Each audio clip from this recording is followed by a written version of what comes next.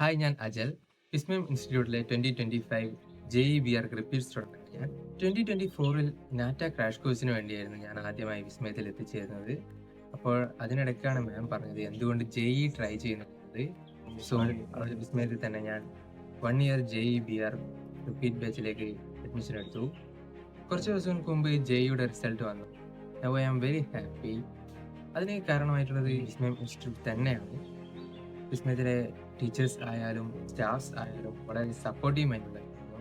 And അവർ provide ചെയ്യുന്ന teachers and study materials they are very helpful.